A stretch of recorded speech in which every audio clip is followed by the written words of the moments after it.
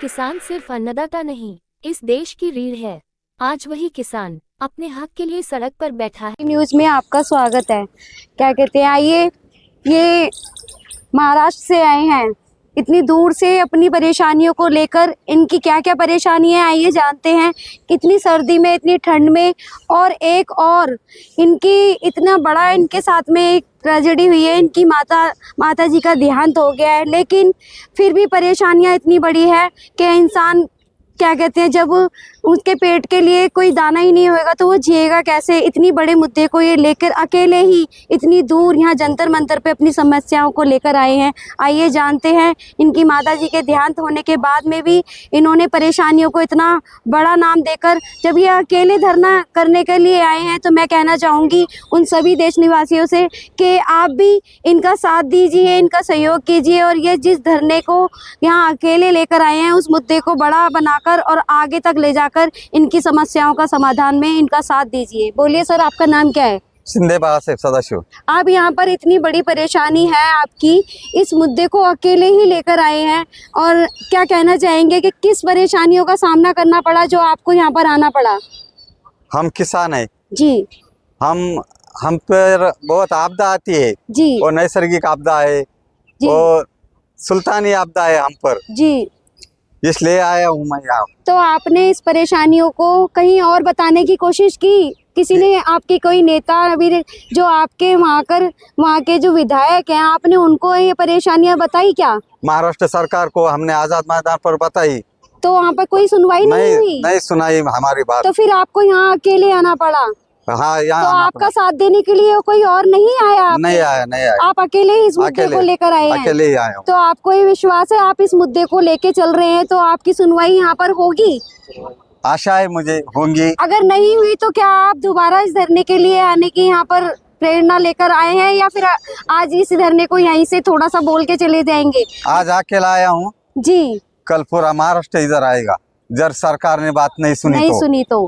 ठीक है। क्या कहते हैं, तो आप किसान लोगों को क्या कहना चाहेंगे अगर उनके साथ में ये अत्याचार हो रहा है कि इतनी मेहनत के बाद में इतनी मेहनत करता है, अगर किसान नहीं होगा तो कोई भी रोटी कपड़ा और कैसे मकान कैसे बना पाएंगे? क्योंकि सबसे बड़ा मुद्दा तो रोटी का होता है। अगर रोटी ही इंसान नहीं खा पाएगा तो वो जिएगा कैसे? क्या कहते हैं, तो आप इस बात पे क्या कहना चाहेंगे? आप इतनी मेहनत करते हो और इतनी मेहनत के बाद में आपको वो पैसा, वो मुआवजा नहीं मिलता है जो मिलना चाहिए।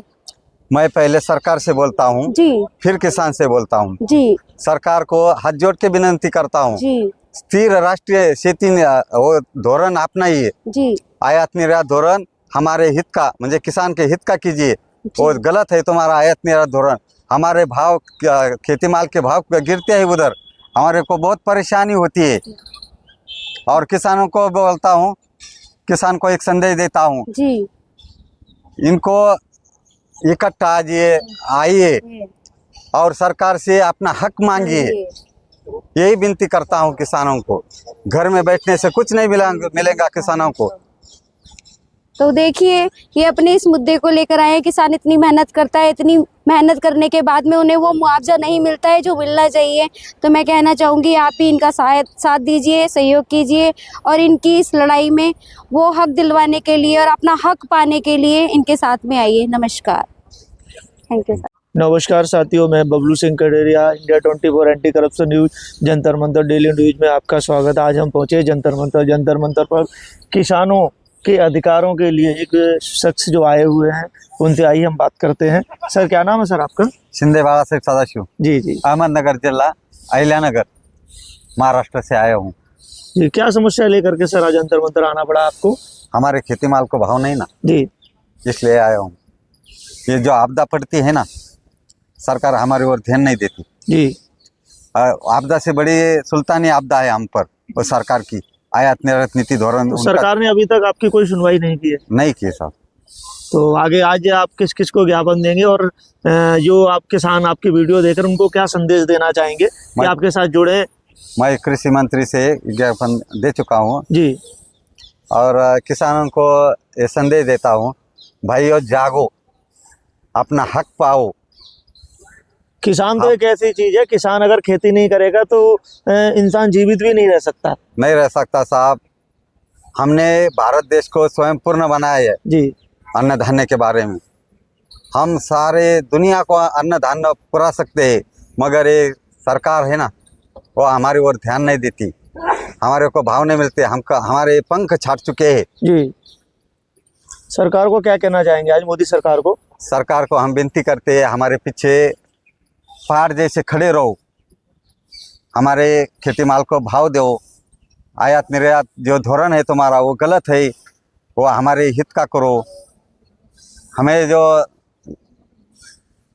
खर्चा आता है 100 रुपये खर्चा आया तो हमें 50 रुपये और दे दो, 150 रुपये दे दो, इतना ही सरकार से कहता हूँ मैं। जी, आज जो आपके किसान जो आपकी वीडियो देख रहे हैं देश से, आप जंतर मंतर पे जो आए हुए हैं, जो पावन धरती माने जाते हैं, यहाँ से लोग न्याय लेकर ही जाते हैं, तो किसानों को क्या संदेश देना चाहेंगे कि आपकी वीडियो देखें और आपसे जुड़ें और अपने लिए खुद लड़ें?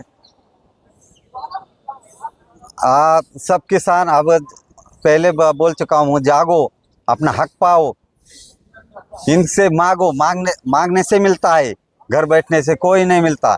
इन तक अपनी बात आने दो सरकार तक। जी, यही कहूंगा मैं सारे सर अपना नाम बता दे, क्या नाम है सर आपका? शिंदे वाला से सदाशिव। कहाँ से सर? महाराष्ट्र से आया हूँ। जी, देखिए मैं कुछ नेता वेता नहीं हूँ, इसलिए मुझे भाषण नहीं आता। जी। मैं मेरी परेशानी लेके यहाँ पर आया हूँ। जी जी, कैमरा ये देखिए, दूसरों की समस्या, किसानों को जागरूक करने, किसानों की समस्या लेकर के एक शख्स महाराष्ट्र से लेकर यहाँ तक आया। तो किसानों से भी कहना चाहेंगे, उनसे अपील भी करना चाहेंगे कि आप भी जागो, इनका साथ दो। हक मिलता नहीं है, हक छीना जाता है। और किसान अगर खेती नहीं करेगा तो आप जीवित नहीं रह सकते, अन्न नहीं खा सकते और आपको कुछ खाने को नहीं मिल सकता। देखते रहिए India 24 anti corruption news, Jantar Mantar daily news में आपका स्वागत है, देखते रहिए।